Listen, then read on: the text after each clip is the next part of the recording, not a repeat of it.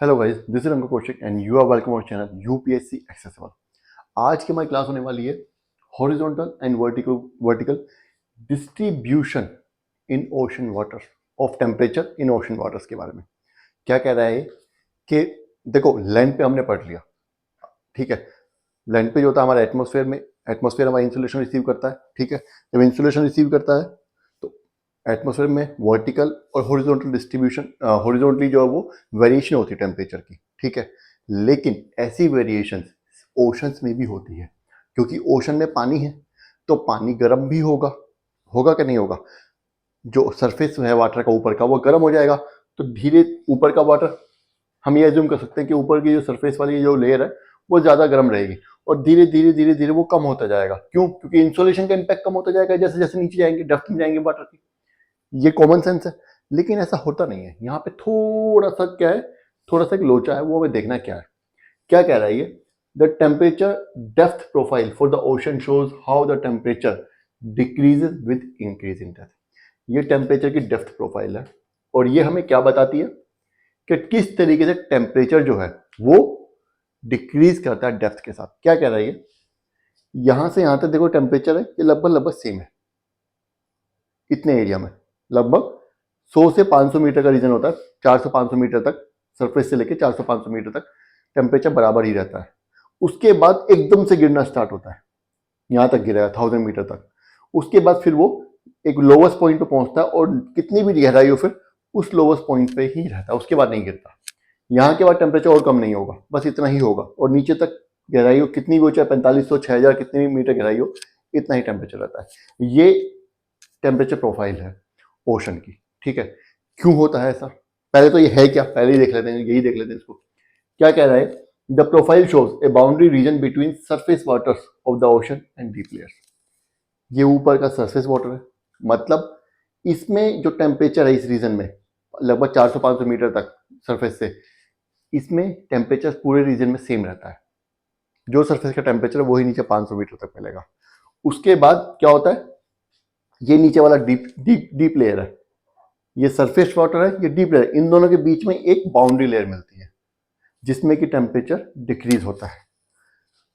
The boundary usually begins around 100 to 400 metres below. कहाँ होती है स्टार्ट? 100 से 400 मीटर्स के बीच में बाउंड्री लेयर स्टार्ट होती है of sea surface and extend several hundred of metres downward. और उसके फिर नीचे तक कुछ मीटर्स तक ये बाउंड्री लेयर चलती है, कुछ 100 मीटर्स तक, ठीक है, मतलब few hundred metres. This boundary region from where there is rapid decrease in the temperature is called thermocline।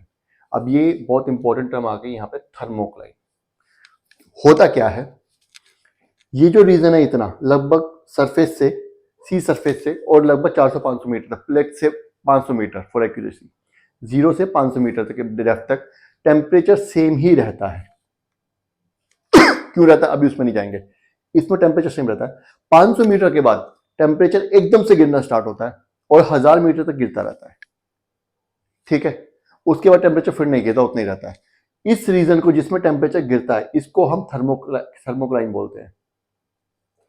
इस रीजन को हम थर्मोक्लाइन बोलते हैं, ठीक है। मतलब सी में आप अगर आप नीचे जाएंगे, डेप्थ में आप नीचे जाएंगे, चलते जाइए, जब तक टेम्परेचर सेम चल रहा है कोई दिक्कत नहीं है, सरफेस वाटर सी है वहां तक। जैसे ही टेम्परेचर गिरना स्टार्ट होगा समझ जाइएगा थर्मोक्लाइन स्टार्ट हो चुकी है, ये लेयर स्टार्ट हो चुकी है। आप 500 मीटर के आसपास पहुंच चुके हैं, समझ गए? चलिए आगे देखते हैं। About 90% of the total volume of water is found below thermocline in the deep ocean। Thermocline के नीचे 90% ऑफ द ओशन वाटर है वो थर्मोक्लाइन के नीचे मिलता है। 90% पानी यहाँ होता है, यहाँ सिर्फ 10% पानी है इसमें। ऊपर की दो लेयर्स में सिर्फ 10% पानी है, बाकी पूरे ओशन में, पूरे वर्ल्ड में, पूरे ग्लोब पे बाकी जो 90% वाटर मिलेगा थर्मोक्लाइन के नीचे मिलेगा, ठीक है। In this zone temperature approaches 0 degree, मतलब इस जोन में टेम्परेचर जो 0 डिग्री तक पहुंच जाता है, ठीक है। आई होप यहां तक सबको समझ आ गया। चलिए आगे बढ़ते हैं।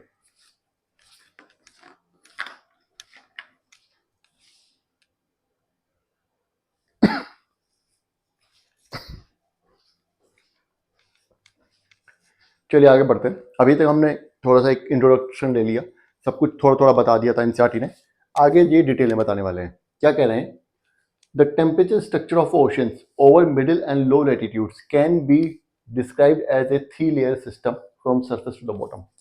ये क्या कह रहा है, इसको इसने 3 लेयर सिस्टम बोला है।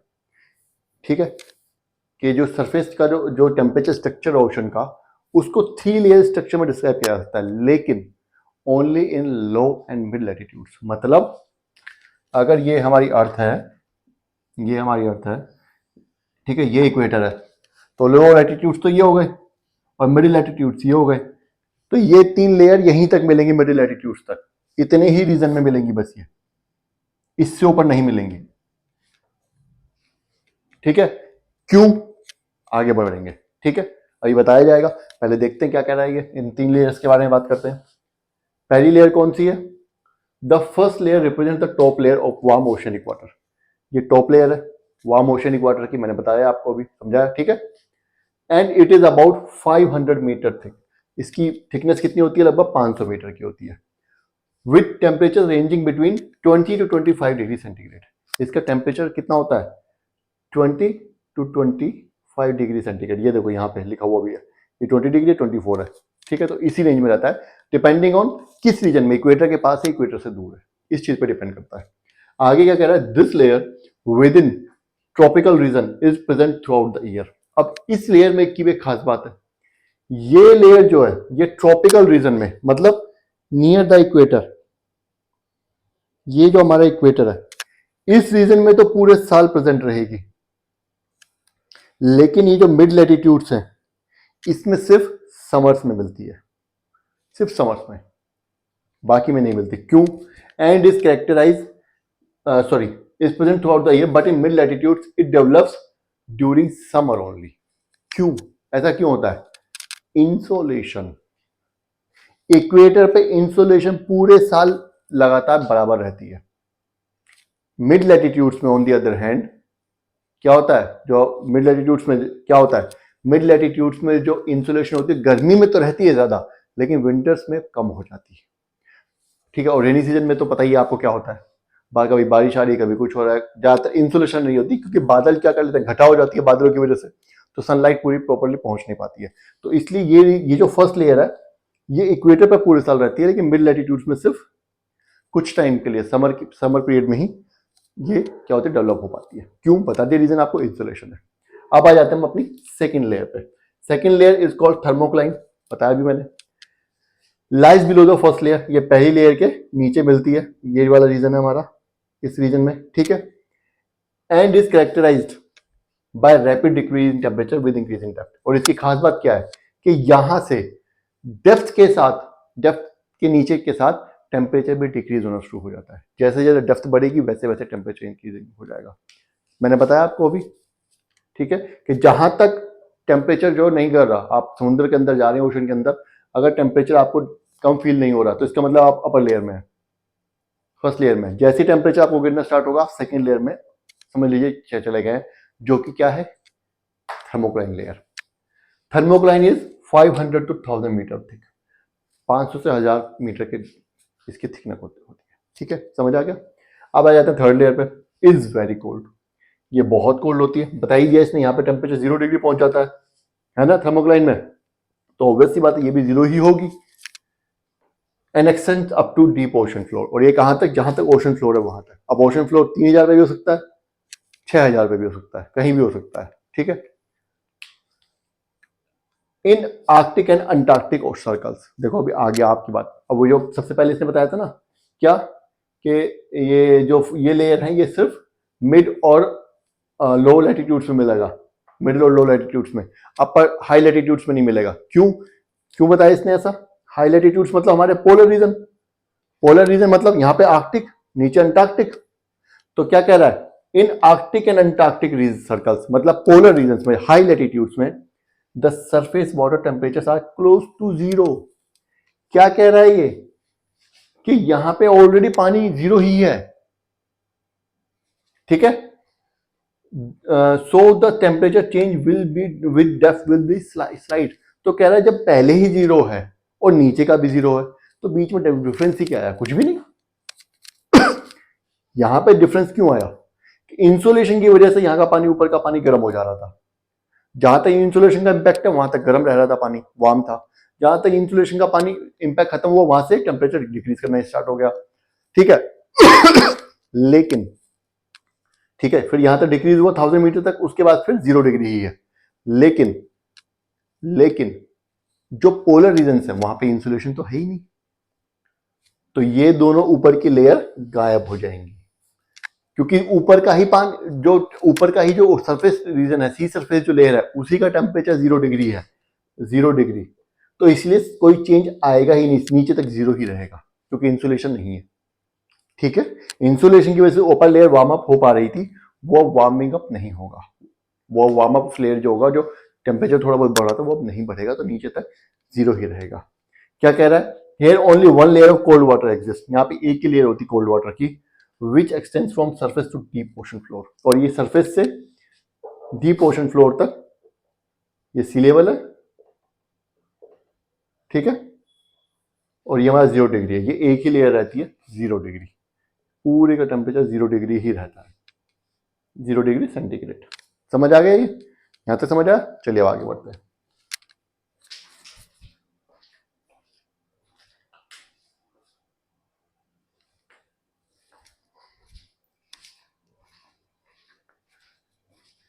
चलिए आगे बढ़ते हैं। अभी क्या कह रहा है, the average temperature of surface water of the ocean is about 27 degree and it gradually decreases from equator towards pole. क्या कह रहा है, एवरेज टेम्परेचर जो है ओशन सरफेस का वो कितना है, 27 डिग्रीज, 27 डिग्रीज है। और ये जो एवरेज टेम्परेचर है ये इक्वेटर से जैसे हम पोल्स की तरफ बढ़ेंगे तो कम होता जाता है, और पोल्स पे कितना हो जाता है एंड में, 0 डिग्रीज, ये बताया मैंने, है ना, ठीक है। The rate of decrease of temperature with increasing latitude is generally 0.5 degree पर लैटिट्यूड। अब अगर इक्वेटर से और पोल्स की तरफ टेम्परेचर डिक्रीज हो रहा है, सरफेस टेम्परेचर, तो ऑब्वियस सी बात है कोई रेट भी तो होगा उसका डिक्रीज होने का। वो क्या रेट है, 0.5 डिग्री पर लैटिट्यूड, हर लैटिट्यूड के साथ 0.5 डिग्री एवरेज टेम्परेचर जो है वो कम हो जाता है। आगे क्या कह रहा है, the average temperature around 22 degree. अब दो एग्जांपल देके बता रहा है क्या, कि एवरेज टेम्परेचर जो 22 डिग्री पे कितना है, 22 डिग्री होता है 20 डिग्री लैटिट्यूड्स पे, 20 डिग्री लैटिट्यूड्स पे 22 डिग्री सेंटीग्रेड होगा, और 40 डिग्री लैटिट्यूड्स पे 14 डिग्री सेंटीग्रेड होगा। इसी 0.5 डिग्री पर लैटिट्यूड के हिसाब से अगर हम करते जाएंगे तो इस हिसाब से हमारा टेम्परेचर निकल होता जाएगा कैलकुलेशन के हिसाब से, ठीक है। दो एग्जांपल इसने देखे यहाँ पे बता दिया। एंड 0 डिग्री नियर पोल्स, और पोल्स पे पहुंचते पहुंचते फिर ये 0 डिग्री हो जाएगा। आगे कह रहा है, the oceans in the northern hemisphere record relatively high temperature than in southern hemisphere. जो ओशन नॉर्दर्न हेमिस्फीयर में होते हैं वो सदर्न हेमिस्फीयर वाले ओशन की कंपैरिजन में ज्यादा टेम्परेचर वहां पे होता है। क्यों? Because they are surrounded by more land. तो लैंड क्या करती है, लैंड जल्दी गर्म होती है तो हीट क्या करती है, conduct through process of conduction वो हीट ओशंस में भी ट्रांसफर कर देती है। तो इसलिए नॉर्दर्न हेमिस्फीयर में ओशन हमेशा क्या रहेंगे, ज्यादा वार्म होते हैं। ये देखिए यहाँ पे भी जो वर्ल्ड मैप दिया हुआ है इसमें ये इक्वेटर है, इक्वेटर के नीचे तो लैंड है ही नहीं, ऊपर ही है सारी लैंड, और इक्वेटर में भी लैंड कम ही है नॉर्दर्न हेमिस्फीयर के कंपैरिजन में। इसी वजह से the highest temperature is not recorded at equator but slightly towards north of it.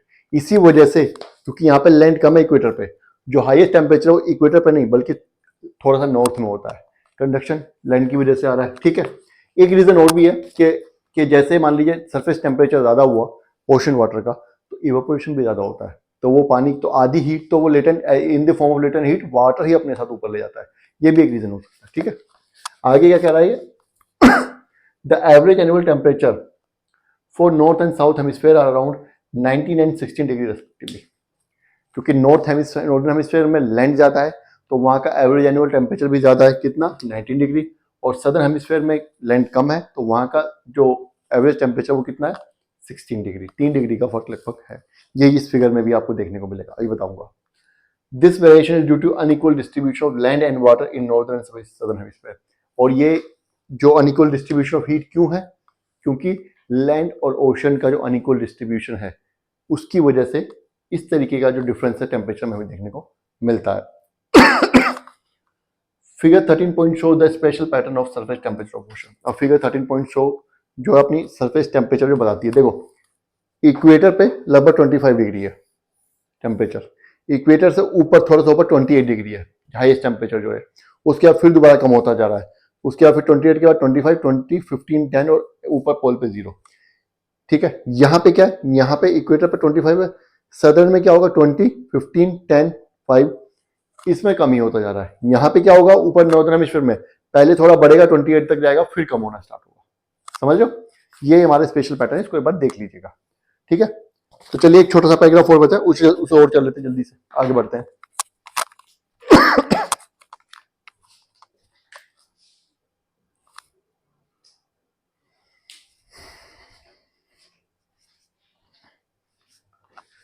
चलिए आगे बढ़ते हैं।